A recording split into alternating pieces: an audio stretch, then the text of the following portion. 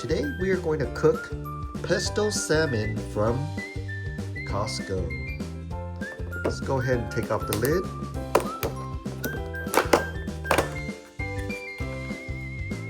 You're going to go ahead and press bake and bring it up to 400 degrees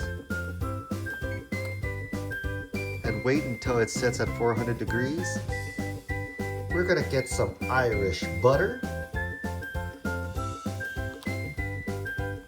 Take about 1 cup. Put it on the lid. And you're going to part this into 3s. You're going to grab each one.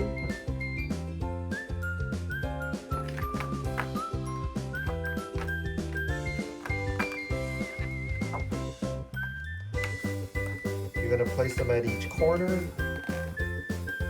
We're going to sprinkle a little bit of Cajun. And smoked paprika. We're going to slice 2 very large mushrooms. We're going to line the pan with the mushrooms. After your oven hits 400 degrees,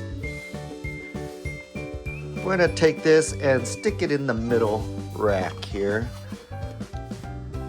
and set this for 25 minutes.